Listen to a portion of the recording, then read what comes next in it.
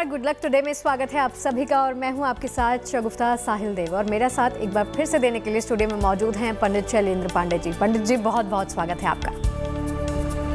नमस्कार। तो आज के इस खास अंक में हम लोग बात करने वाले हैं मोहिनी एकादशी के बारे में। मोहिनी एकादशी की महिमा क्या है और इस दिन आपको किस किस तरह के वरदान मिल सकते हैं, जानेंगे आज के महाउपाय के बारे में भी, लेकिन आपके मेल भी लेंगे। लेकिन सबसे पहले बात कर लेते हैं गुड लक मंत्र की।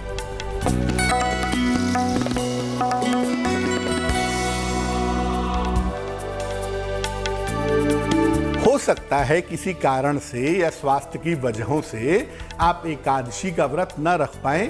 कोई बात नहीं, व्रत रखें या न रखें, लेकिन एकादशी की तिथि पर भगवान विष्णु की यानी श्री हरि की उपासना आपको जरूर करनी चाहिए। संध्या काल में करें, रात्रि के समय में करें, और इस दिन घर में जो भोजन बनाएं और खाएं वो पूरी तरह से सात्विक होना चाहिए। यानी कोशिश करें कि भोजन में प्याज, लहसुन, मांस, मदिरा इत्यादि का प्रयोग न किया जाए।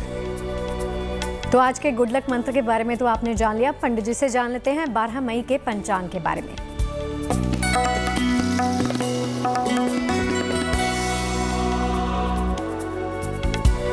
दिनांक 12 मई 2022, दिन बृहस्पतिवार, तिथि है वैशाख शुक्ल पक्ष की एकादशी तिथि, शाम के 6:51 तक।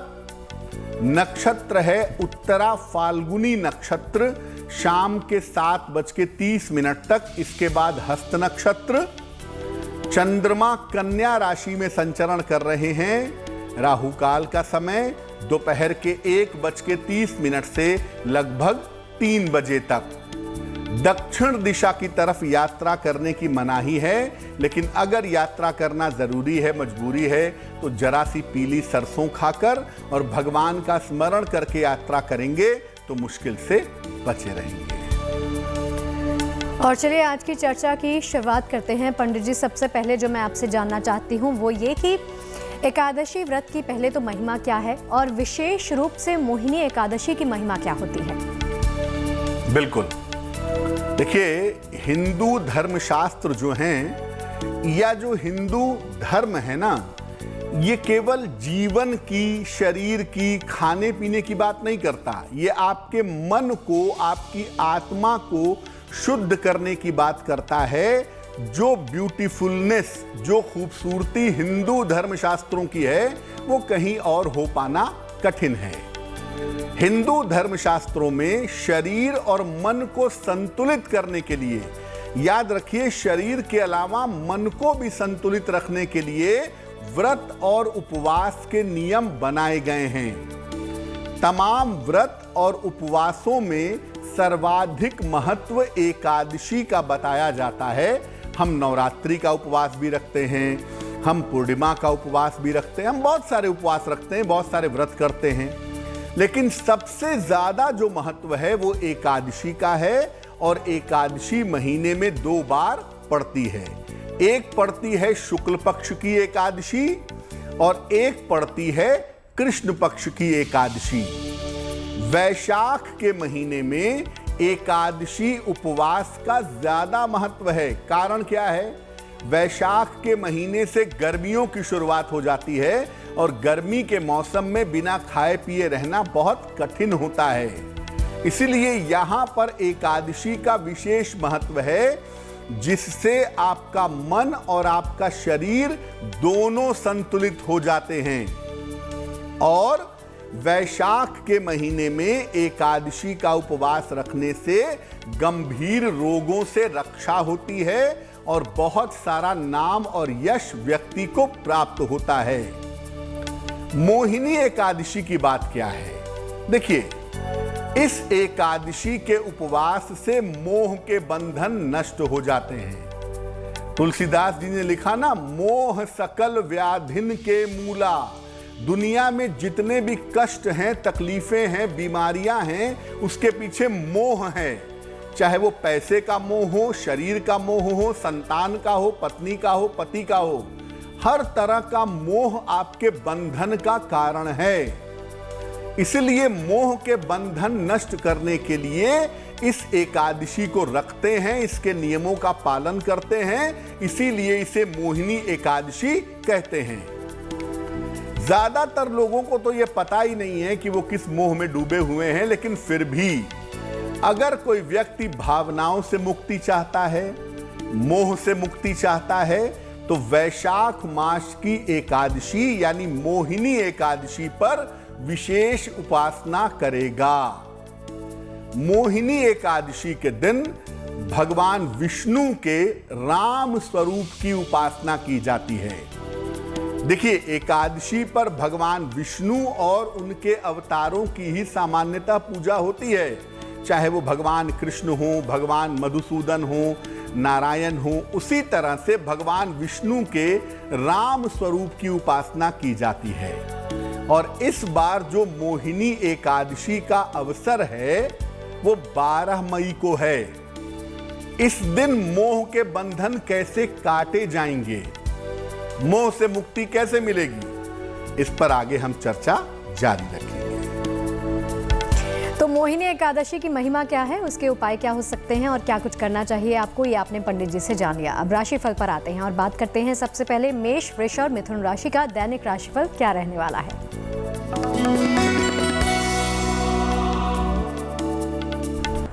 मेष राशि, धन के मामले में आपको बहुत सारी सफलता मिलेगी। धन की प्राप्ति आपको इस समय आसानी से होगी। जीवन साथी का सहयोग भी आपको मिलता हुआ दिखाई दे रहा है और इस समय आपकी व्यस्तता काफी ज्यादा बढ़ी रहेगी, यानी चीजें बेहतर होंगी लेकिन व्यस्तता के साथ। क्या उपाय करेंगे? भगवान विष्णु की अगर आप इस दिन उपासना करें तो आपका दिन बहुत शुभ होगा। शुभ रंग होगा क्रीम और भाग्य का मीटर आपको नंबर दे रहा है 65%, यानी जितनी मेहनत करेंगे उतना ही आपको फायदा होगा।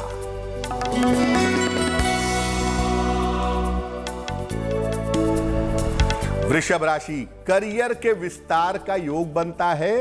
करियर, रोजगार को आप बढ़ाएंगे इस समय, यह संभावना बन रही है और इस समय आपको धन का बड़ा लाभ भी होता हुआ दिखाई दे रहा है। शिक्षा प्रतियोगिता के मामले में इसमें आपको सफलता मिलेगी, मेहनत का लाभ होगा। भगवान राम को अगर आप पीले फूल अर्पित करके उनकी पूजा करें तो आपका दिन शुभ होगा। शुभ रंग होगा फिरोजी और भाग्य का मीटर आपको नंबर दे रहा है 75%, यानी उत्तम भाग्य आपके साथ बना हुआ है।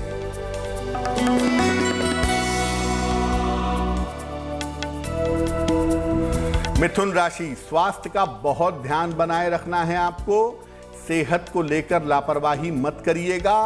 परिवार में, ऑफिस में बेवजह के वाद विवाद हो सकते हैं। जीवन साथी का सहयोग इस समय आपको प्राप्त होगा।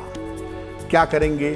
किसी निर्धन व्यक्ति को अगर आप केले का दान कर दें तो आपके दिन की मुश्किलें कम हो जाएंगी। शुभ रंग होगा सफेद और भाग्य का मीटर आपको नंबर दे रहा है 60%, यानी बहुत अच्छा भाग्य तो है लेकिन मेहनत भी बहुत ज्यादा करनी पड़ेगी।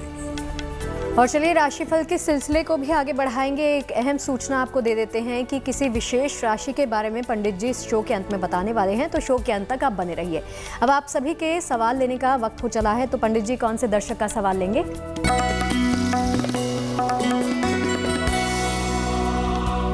पहला सवाल शगुफ्ता आज हमने लिया है जगदीश शर्मा जी का, लखनऊ से मेल लिखते हैं। अपने पौत्र श्लोक शर्मा के बारे में जानना चाहते हैं। श्लोक की जन्म तारीख है 18/19 दिसंबर 2006। जन्म का समय है 2:53 AM, 2:53 AM। जन्म स्थान है लखनऊ। ये लिख रहे हैं कि पढ़ाई में पहले जो इनका पौत्र है वो बहुत अच्छा था, लेकिन आजकल पढ़ाई में उसका मन नहीं लग रहा है और साथ ही साथ सेहत भी उसकी जल्दी जल्दी खराब हो जा रही है। जगदीश जी, आपके पौत्र की कुंडली बनती है तुला लग्न की और इसकी जो राशि बनती है वो बनती है वृश्चिक। पंचम भाव में राहु बैठा है। पंचमेश जो है वो राहु केतु के एक्सिस में चला गया है, जो एकाग्रता को कमजोर कर रहा है। लेकिन ये स्थिति लंबे समय तक नहीं रहेगी, क्योंकि बुध आपके पौत्र का बेहतर है, इसलिए आपको बहुत चिंता करने की जरूरत नहीं है। हां, 2024 तक, जब तक ये 18 साल का नहीं हो जाता, तब तक थोड़ा ध्यान इसके ऊपर ज्यादा देना पड़ेगा। जहां तक स्वास्थ्य की बात है, पेट संबंधी समस्या और आंखों संबंधी समस्या इसको परेशान करेगी, ये संभावना कुंडली में दिखाई दे रही है। क्या उपाय करना चाहिए? अपने पौत्र को एक पन्ना बनवा करके पहना दें, लगभग 6-7 रत्ती का पन्ना, चांदी के लॉकेट में, काले धागे में। बुधवार की शाम को एक पन्ना इसको गले में पहनाएं।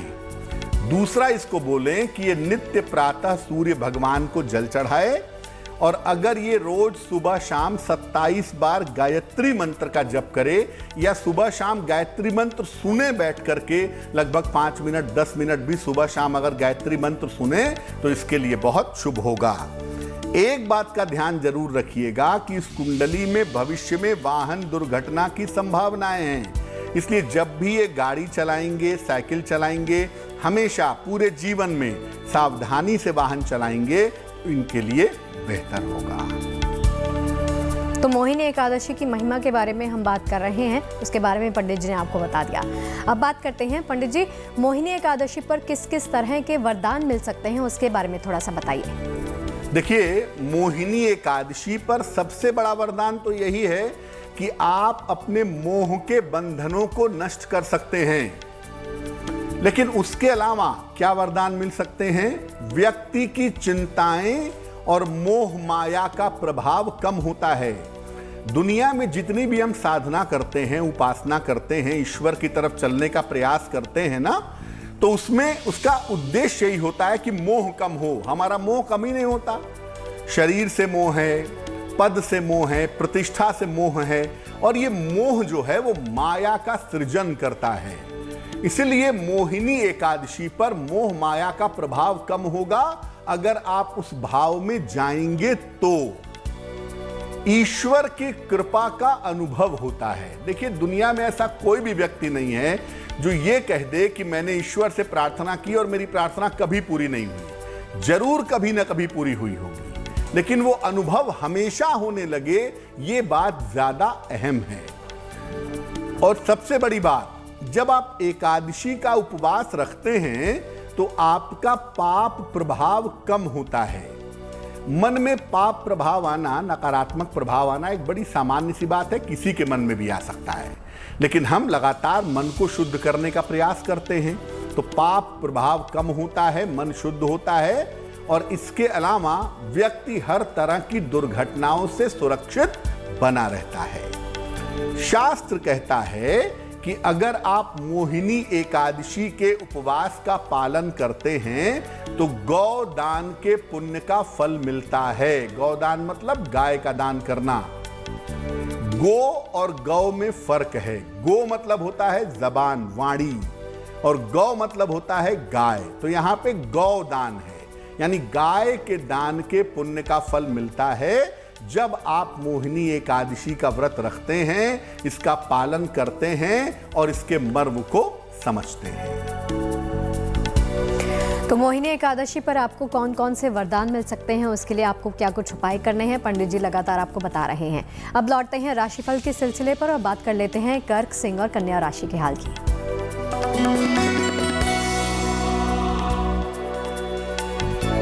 कर्क राशि, इस समय कोई शुभ सूचना आपको मिलने वाली है।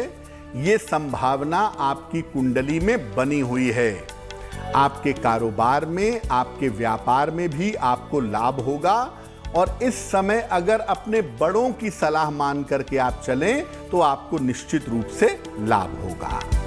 भगवान विष्णु की उपासना करें, आपका दिन और भी शुभ रहेगा। शुभ रंग होगा हरा, और भाग्य का मीटर आपको नंबर दे रहा है 70%, यानी मध्यम भाग्य आपके साथ बना हुआ है।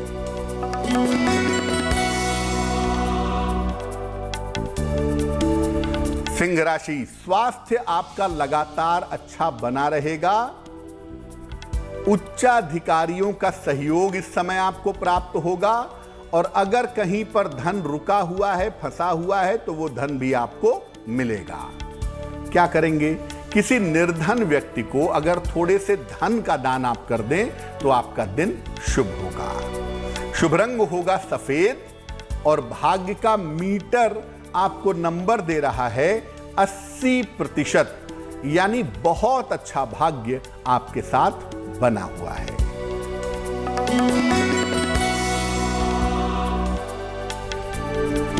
कन्या राशि, आपके तमाम रुके हुए काम इस समय पूरे होंगे। संपत्ति के कार्यों में आपको लाभ होगा, चाहे खरीदना हो चाहे बेचना हो। और अचानक किसी अतिथि का आगमन इस समय आपके घर में हो सकता है। भगवान राम की अगर आप उपासना करें तो आपके लिए बहुत शुभ होगा, दिन मंगलकारी होगा। शुभ रंग होगा नारंगी और भाग्य का मीटर आपको नंबर दे रहा है 90%, यानी सबसे ज्यादा भाग्य आपके साथ बना हुआ है। और चलिए शेष राशियों का हाल भी पंडित जी से जान लेंगे। एक बार फिर से आपको बता देते हैं कि किसी विशेष राशि के बारे में पंडित जी शो के अंत में बताने वाले हैं, तो शो के अंत तक आपको बने रहना है। और आपके सवाल लेने का वक्त हो चला है। पंडित जी, कौन से दर्शक का सवाल लेंगे? जी,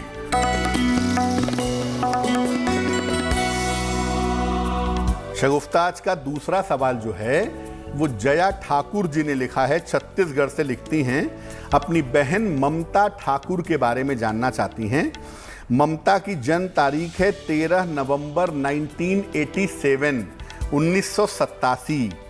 जन्म का समय है दोपहर के 12:55 और जन्म का स्थान है दुर्ग, छत्तीसगढ़।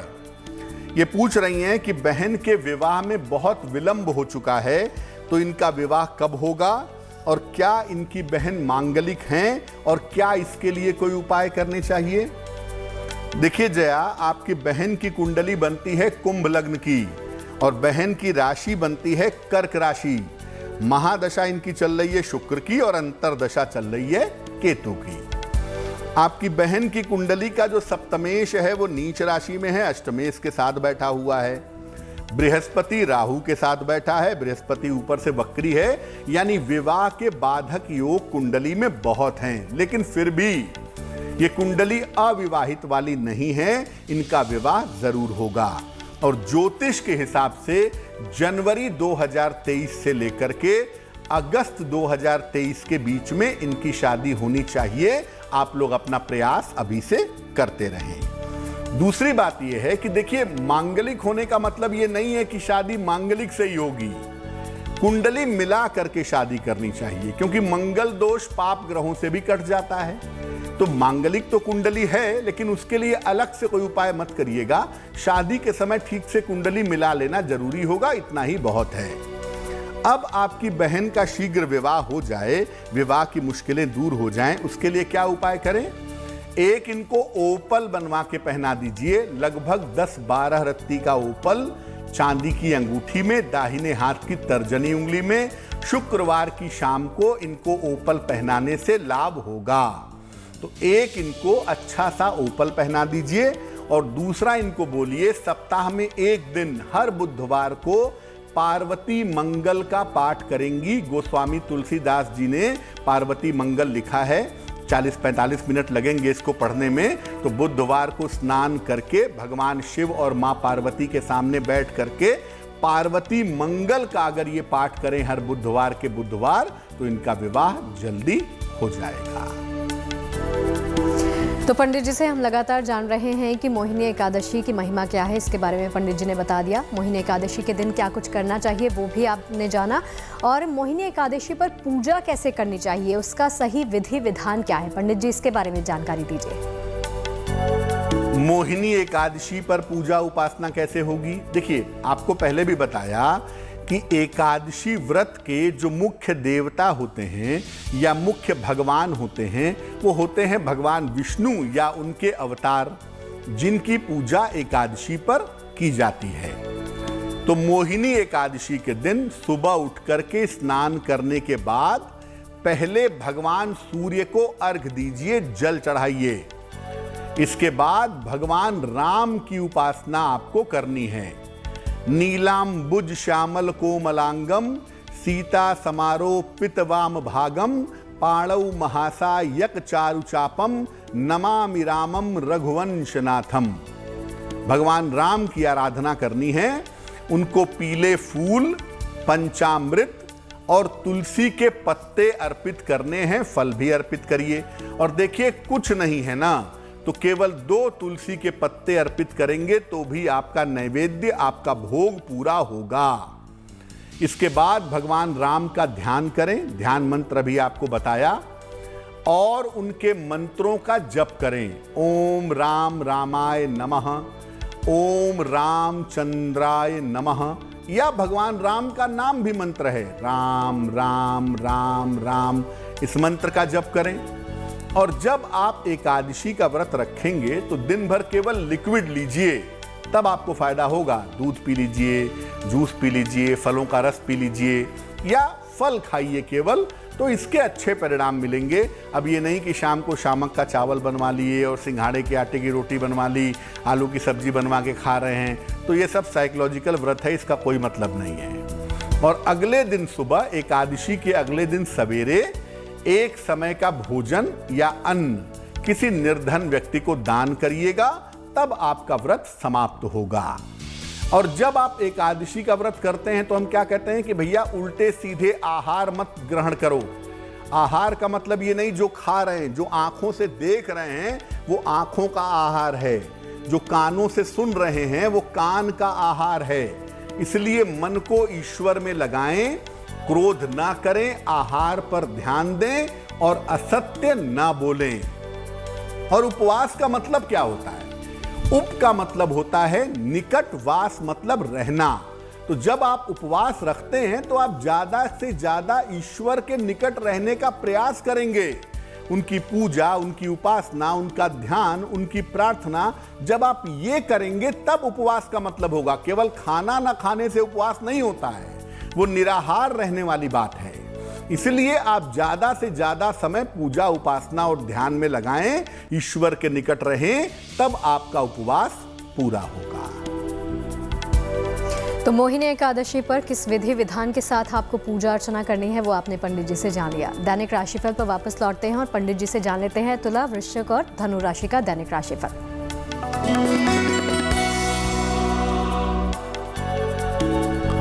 तुला राशि, कोई महत्वपूर्ण काम अचानक से इस समय आपका रुक सकता है। देखिए, परेशान मत होइए, थोड़े से समय की बात है। जीवन साथी के साथ बेवजह के विवाद हो सकते हैं, शांति बनाए रखिए और अपने व्यापार में, कारोबार में लापरवाही मत करिएगा।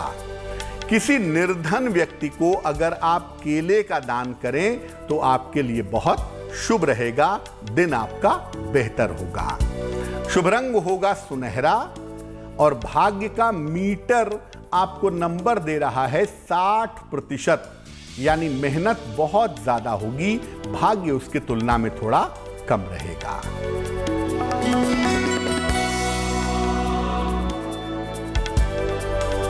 वृश्चिक राशि, धन लाभ के उत्तम योग आपके लिए बने हुए हैं। स्वास्थ्य आपका लगातार अच्छा होता जाएगा। करियर की तमाम समस्याओं का हल भी इस समय आपके लिए निकलेगा।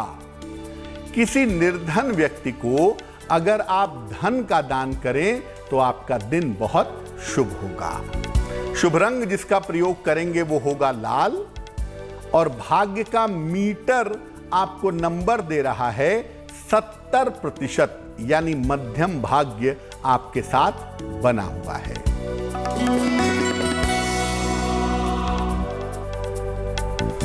धनु राशि, सेहत आपकी अच्छी दिखाई दे रही है। स्वास्थ्य का आपके लिए बहुत मामला मुश्किल नहीं है। करियर में आपके लिए सफलता के योग बन रहे हैं और धन लाभ की भी बढ़िया संभावना इस समय दिख रही है। किसी निर्धन व्यक्ति को अगर आप धन का दान कर दें तो आपका दिन शुभ होगा। शुभ रंग होगा सिल्वर, यानी चांदी जैसा रंग और भाग्य का मीटर आपको नंबर दे रहा है 80%, यानी उत्तम भाग्य आपके साथ बना हुआ है। तो चलिए अंतिम 3 राशियों का हाल भी पंडित जी से जल्द ही जानेंगे। अब वक्त हो गया है आपका सवाल लेने का। तो पंडित जी कौन से दर्शक का सवाल ले रहे हैं हम?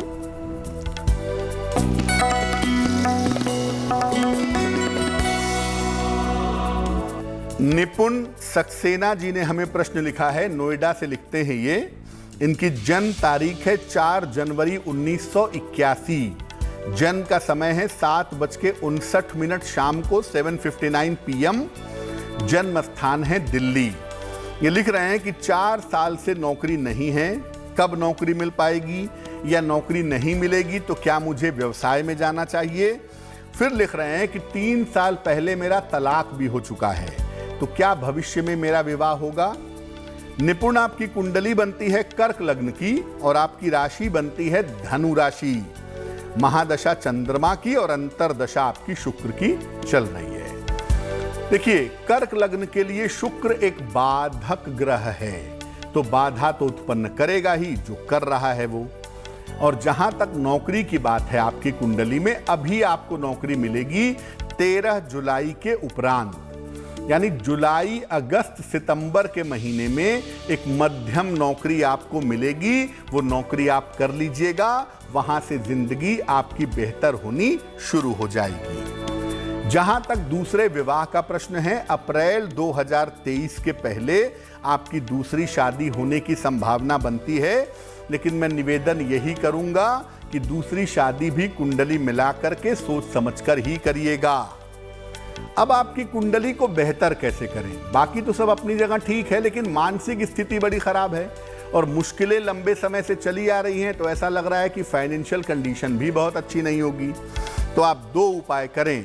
एक मोती बनवा के पहन लें, लगभग 10-12 रत्ती की मोती चांदी की अंगूठी में, दाहिने हाथ की सबसे छोटी उंगली में। शुक्ल पक्ष के सोमवार की रात को मोती पहनने से लाभ होगा। और रोज सुबह एक बार गजेंद्र मोक्ष का पाठ करें। सुबह जितना जल्दी उठ करके एक बार गजेंद्र मोक्ष का पाठ करेंगे और प्रार्थना करेंगे, आपको निश्चित रूप से लाभ होगा। तो पंडित जी, हम लगातार आपसे जान रहे हैं कि मोहिनी एकादशी की महिमा क्या है, उसके लिए क्या कुछ उपाय करने चाहिए। ये बताइए कि इस दिन भगवान राम की पूजा से कैसे हम सभी को रक्षा और मर्यादा का वरदान मिल सकता है, उसके लिए क्या कुछ करना चाहिए। भगवान राम की पूजा कैसे करें कि एक तो मर्यादा का वरदान मिले। भगवान राम का मतलब मर्यादा पुरुषोत्तम। और रक्षा का वरदान कैसे मिले? देखिए, आप ऐसा करिएगा, मैं हमेशा कहता हूं कि जो रात्रि की पूजा होती है ना, मध्य रात्रि की 11 से 1 वाली जो पूजा होती है, वो सबसे ज्यादा उत्तम पूजा होती है। तो एकादशी पर भी मध्य रात्रि में पूजा करिए। भगवान राम के चित्र के सामने बैठिए, उन्हें पीले फूल और पंचामृत अर्पित करिए, और कुछ नहीं है तो 2 पत्ते तुलसी के अर्पित करिए। इसके बाद राम रक्षा स्तोत्र का पाठ करिए। अगर संस्कृत में नहीं कर पाते कोई बात नहीं, हिंदी में करिए, कम से कम 3 पाठ। फिर ओम राम रामाय नमः। अगर राम रक्षा स्तोत्र नहीं पढ़ पाते तो ओम राम रामाय नमः इस मंत्र का 3 माला जप करिए। और जप करने के बाद समस्याओं की समाप्ति की प्रार्थना करिएगा। और जो पंचामृत या तुलसी दल आपने अर्पित किया था, इसे आप प्रसाद के रूप में ग्रहण करेंगे, आपको लाभ होगा। सामान्यतः भगवान राम की पूजा की जाती है माता सीता के साथ, लेकिन जब आप मोहिनी एकादशी पर भगवान राम की पूजा करेंगे तो अकेले करेंगे, क्योंकि यहां पर भगवान राम परम ब्रह्म के रूप में या गुरु रूप में पूजे जाते हैं। तो केवल भगवान राम की पूजा होगी अगर हम बात करते हैं मोहिनी एकादशी की। तो भगवान राम की पूजा कैसे करनी है वो आपने जान लिया पंडित जी से। अंतिम 3 राशियों का हाल भी पंडित जी से जान लेते हैं। पंडित जी, मकर, कुंभ और मीन राशि का हाल।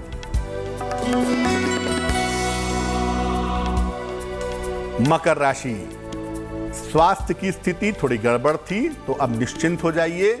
सेहत आपकी बेहतर और मन की स्थिति में भी आपके सुधार होगा। परिवार के मामलों में सुधार होगा, परिवार का तनाव आपके कम होगा और धन के मामलों में भी आपको सफलता की प्राप्ति होगी। भगवान राम की अगर आप उपासना करें तो आपका दिन और भी ज्यादा शुभ होगा। शुभ रंग होगा पीला और भाग्य का मीटर आपको नंबर दे रहा है 75%, यानी उत्तम भाग्य आपके साथ बना हुआ है।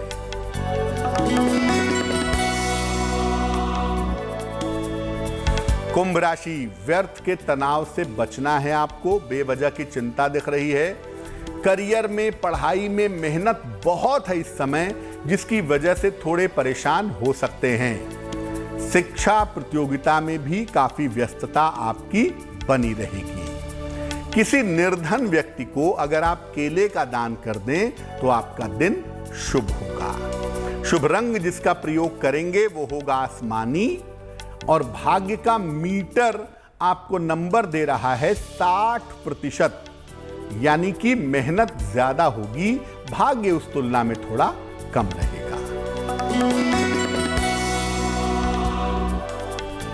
मीन राशि, काम का बोझ थोड़ा कम होगा, मन की चिंताएं भी थोड़ी बेहतर होंगी। करियर में परिवर्तन के संयोग इस समय आपके लिए बन गए हैं और परिवर्तन करेंगे तो धन का लाभ भी होगा, यानी धन प्राप्ति के मजबूत योग दिख रहे हैं। किसी निर्धन व्यक्ति को थोड़े से धन का दान करें, आपका दिन और भी शुभ होगा। शुभ रंग होगा नीला और भाग्य का मीटर आपको नंबर दे रहा है 70%, यानी मध्यम भाग्य आपके साथ बना हुआ है। पंडित जी, जैसे आपने बताया कि मोहिनी एकादशी के दिन भगवान राम की पूजा की जा सकती है, क्या इस दिन रामचरितमानस का पाठ भी कर सकते हैं? देखिए, भगवान राम की पूजा होती है और भगवान राम मर्यादा के प्रतीक हैं।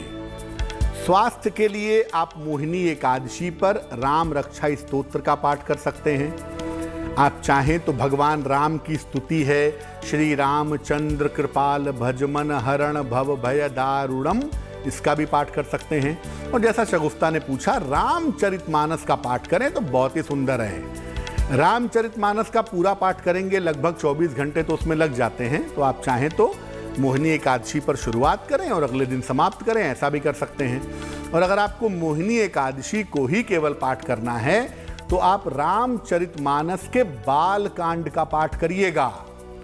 रामचरितमानस का जो बाल कांड है ना, उसमें 2 देवताओं की विशिष्ट महिमा है। एक तो श्री राम है ही, क्योंकि रामचरितमानस है, और दूसरे हैं देवाधिदेव महादेव भगवान शिव। तो रामचरितमानस के बाल कांड का पाठ भी अगर आप चाहें तो मोहिनी एकादशी पर कर सकते हैं। और खास तौर से जिन लोगों को संतान की प्राप्ति नहीं हो पा रही है या जिन लोगों का विवाह नहीं हो पा रहा है, आप पुरुष हो या स्त्री हो, रामचरितमानस के बाल कांड का पाठ कर सकते हैं। एक बार में बैठ करके सुबह के समय, शाम के समय या रात के समय श्री रामचरितमानस के बाल कांड का पाठ करिएगा। आपको निश्चित रूप से लाभ होगा, कामनाएं पूरी होंगी, घर में सुख शांति आएगी। संतान नहीं हो रही है तो संतान की प्राप्ति की कामना पूरी होगी, विवाह नहीं हो रहा है तो विवाह की कामना पूरी होगी। और सबसे बढ़कर मोह को भंग करना है, भक्ति का वरदान चाहिए, तो उसके लिए भी रामचरितमानस के बाल कांड का पाठ मोहिनी एकादशी पर करना विशेष शुभ होगा। तो इस शो के अंत में अगर आप भी किसी विशेष राशि के बारे में जानना चाहते हैं तो शो के अंत तक बने रहिएगा। तो चलिए आपके सवाल एक बार फिर से ले लेते हैं। पंडित जी, कौन से दर्शक का सवाल ले रहे हैं? जी शगुफ्ता,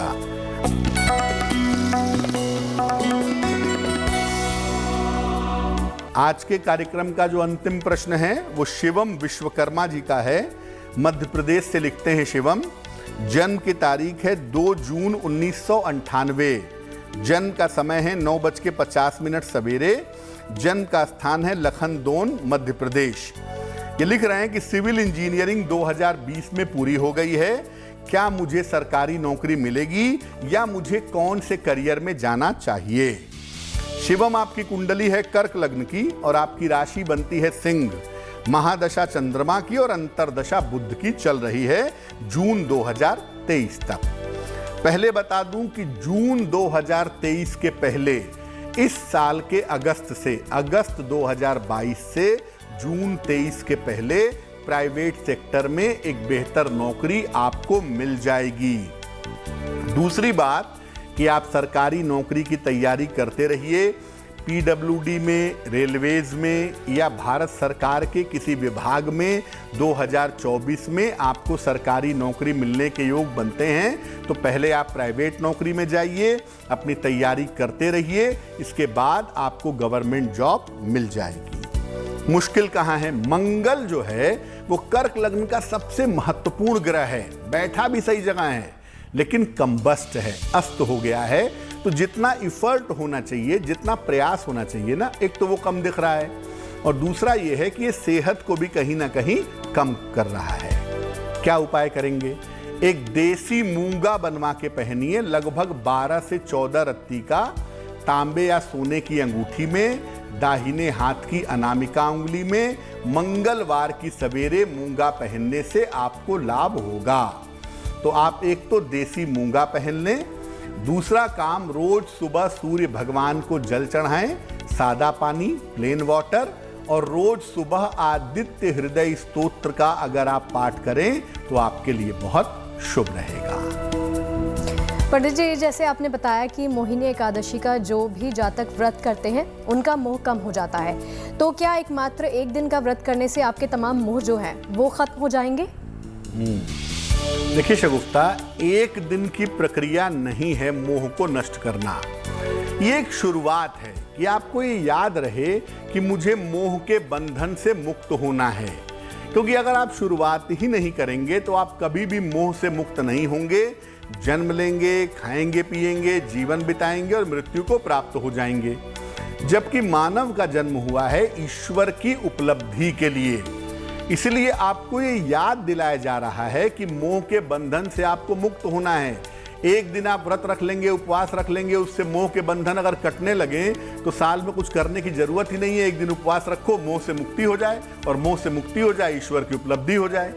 ऐसा एक दिन से नहीं होगा, ये शुरुआत है कि यहां से आपको अपने मोह के बंधनों को काटने का प्रयास करना है। भगवान कृष्ण से अर्जुन पूछते हैं कि प्रभु मुक्ति का मार्ग क्या है, क्योंकि मन जो है वो बार बार भटक जाता है। तो कृष्ण कहते हैं अभ्यासेन तु कौन्तेय, अभ्यास से, अभ्यास और वैराग्य से आपको मुक्ति मिलेगी। तो ये दरअसल एक शुरुआत है कि आपको याद रहे कि आपको मोह के बंधनों से मुक्त होना है। जितना ज्यादा मोह होगा उतनी ही ज्यादा मुक्ति में तकलीफ होगी, उतना ही ज्यादा कष्ट होगा। इसलिए हमारे धर्मशास्त्रों में बताया गया कि जीवन में आगे तो हम बढ़ेंगे, करेंगे सब कुछ, लेकिन मोह से मुक्त होने का प्रयास भी करेंगे। रामकृष्ण परमहंस कहते थे कि एक मेड है, वो घर में आती है, घर में बैठती है, काम करती है, रसोई संभालती है, सब संभालती है, घर का सारा काम करती है, लेकिन उसे पता होता है कि मैं इस घर की मालकिन नहीं हूं, अपने टाइम पे निकल करके चली जाती है। उसी तरह से आपको करना सब कुछ है, घर में इन्वॉल्व होना है, परिवार में, रिश्तों में, सब चीज में, लेकिन ये याद रखिए कि ये सब छोड़ना पड़ेगा। और इस मोह से मुक्त होने की जो शुरुआत है वो हम मोहिनी एकादशी पर करते हैं, इसीलिए ये दिन, ये तिथि अपने आप में इतनी ज्यादा महत्वपूर्ण है। पंडित जी, मेरा एक और सवाल आपसे ये कि कहते हैं कि किसी भी एकादशी के दिन आपको चावल का सेवन नहीं करना चाहिए, ऐसा करने से क्या पाप लगता है? देखिए होता क्या है, एकादशी पड़ती कब है? शुक्ल पक्ष की एकादशी पड़ती है पूर्णिमा के आसपास, पूर्णिमा के ठीक पहले, और कृष्ण पक्ष की एकादशी पड़ती है अमावस्या के ठीक पहले। तो जब ये एकादशी पड़ती है तो होता क्या है कि चंद्रमा आपके मन को प्रभावित करने लगता है। जिन लोगों का चंद्रमा कमजोर होता है या मन कमजोर होता है, उन लोगों को मानसिक रूप से डिस्टर्बेंस शुरू हो जाते हैं, इमोशनल ज़्यादा हो जाते हैं, ज़्यादा भावुक हो जाते हैं, एग्रेसिव हो जाते हैं। इसीलिए कहा जाता है कि भाई एकादशी का व्रत रखो। अब अगर आप व्रत नहीं भी रख पाते हैं तो हम आपसे कहेंगे कि आप भारी भोजन ग्रहण मत करिए। चावल एक भारी भोजन है, हैवी फूड है। ऐसा नहीं कि चावल खाएंगे तो पाप लगेगा और रोटी खाएंगे तो पाप नहीं लगेगा, नहीं। इसका पाप पुण्य से संबंध नहीं है। आपको भारी चीजें नहीं खानी है। आप चावल नहीं खाते हैं और बढ़िया पनीर की गरिष्ठ सब्जी खा रहे हैं तो बात वही है।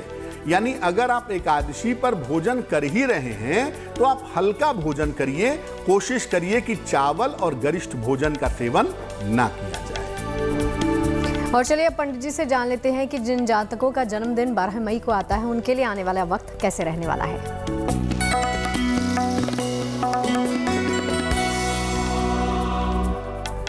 जिन लोगों का जन्मदिन 12 मई को है उन्हें हम सबकी तरफ से जन्मदिन की हार्दिक शुभकामनाएं। देखिए, आने वाले साल में अपने स्वास्थ्य का आप बहुत ध्यान रखिएगा, क्योंकि इस साल में स्वास्थ्य से थोड़ी बहुत परेशानियां आपको हो सकती हैं। हालांकि देखिए, करियर भी शुरू में परेशान करेगा, लेकिन करियर में आपके कुछ समय बाद बदलाव हो जाएगा और बदलाव के बाद सुधार भी हो जाएगा। धन की जो स्थिति है ये आपकी कुल मिला जुला कर ठीक बनी रहेगी। और एक अच्छी खुशी की बात यह है कि अगर आप अविवाहित हैं, जन्म की तारीख 12 मई है, तो इस साल में आपकी शादी हो सकती है। क्या करेंगे? पूरे साल भर नवग्रह स्तोत्र का पाठ करें। अगर संस्कृत में नहीं पढ़ सकते तो हिंदी में ही सही, रोज सुबह स्नान करके नवग्रह स्तोत्र का पाठ करें, आपके लिए बहुत अच्छा होगा। और चलिए पंडित जी से जान लेते हैं आज की जिज्ञासा के बारे में।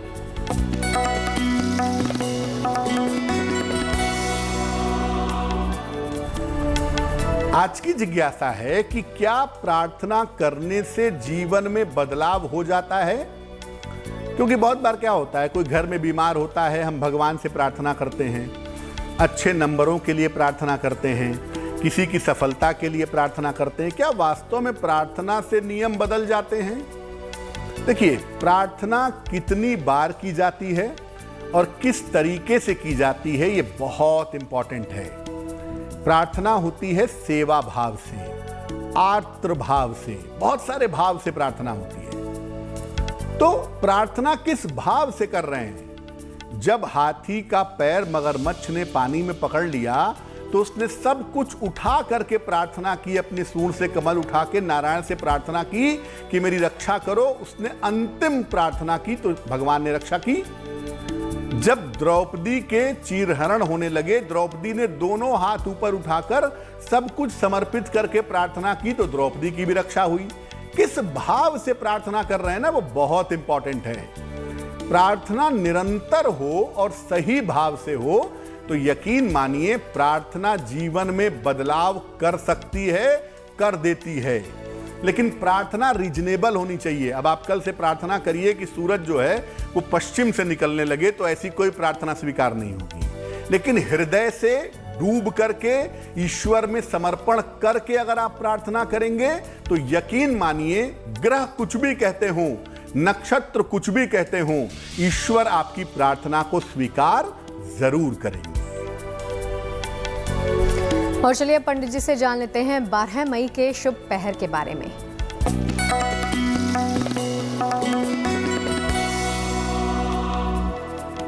दिनांक 12 मई 2022, दिन बृहस्पतिवार। शुभ पहर का समय जान लेते हैं। शुभ पहर का समय है शाम को 7 बजे से रात के 8:30 तक।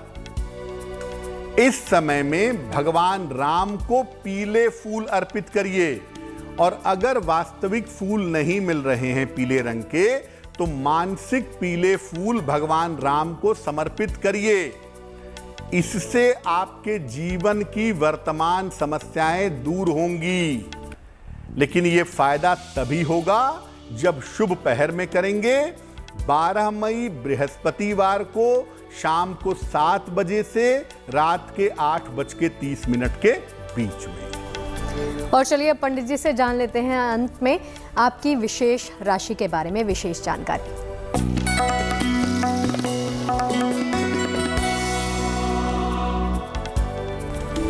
आज जिस राशि के बारे में हम विशेष बात बताने वाले हैं, आज की महत्वपूर्ण राशि है, विशेष राशि है कन्या। कन्या राशि के लिए विवाह और कारोबार का उत्तम समय है। आप अविवाहित हैं, इस समय पूरी कोशिश करिए, आपकी शादी होगी। और कारोबार बढ़ाना चाहते हैं, शुरू करना चाहते हैं, बहुत अच्छा समय चल रहा है। इस समय आपको नई संपत्ति का फायदा भी होगा और आपका स्थान परिवर्तन भी होगा। अगले 6 महीने में इसके सुंदर योग बने हुए हैं। थोड़ी सी चिंता कहीं ना कहीं अपने बच्चों को लेकर के आपके मन में इस समय रह सकती है। अपने पुत्र को लेके, अपनी बेटी को लेके, अपने पौत्र को लेके थोड़ी चिंताएं इस समय आपके मन में रह सकती हैं। तो आपका काम फटाफट पूरा हो जाए, आपकी चिंता दूर हो जाए, उसके लिए अगर आप नियमित रूप से विष्णु सहस्त्रनाम सुबह के समय पढ़ना शुरू करिए, हिंदी में या संस्कृत में, तो आपके लिए आने वाला समय बहुत ही अच्छा होगा। और चलिए अंत में जान लेते हैं पंडित जी से आज के महाउपाय के बारे में।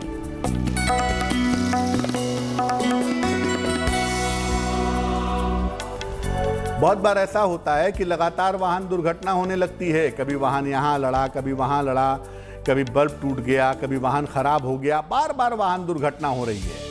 आप बिल्कुल सही गाड़ी चलाते हैं लेकिन फिर भी बार बार वाहन दुर्घटना हो रही है। क्या करें? एक लाल रंग का कपड़ा ले लें, उसमें 3 या 5 छुहारे बांध लें, पोटली बना लें इसकी, और इसको अपने वाहन में रख लें। अगर कार है तो डैशबोर्ड में रख लें, और अगर बाइक है, स्कूटी है तो उसकी डिक्की में रख लें। इन छुहारों को साल साल भर पे बदलते रहें, पुराने छुहारे फेंक दें और नए बांध करके हर साल रखते रहें। ये प्रयोग मंगलवार या रविवार को दिन के समय में आप कर लीजिएगा। आपका वाहन दुर्घटना से बचा रहेगा और आप भी निश्चित रूप से सुरक्षित रहेंगे। तो पंडित जी, आज का महाउपाय और मोहिनी एकादशी की महिमा बताने के लिए आपका बहुत बहुत धन्यवाद। धन्यवाद। तो चलिए आज के इस एपिसोड में फिलहाल के लिए इतना ही, इजाजत दीजिए, लेकिन तमाम गुड न्यूज़ लगातार जारी है। आप बने रहिए गुड न्यूज़ टुडे के साथ। नमस्कार।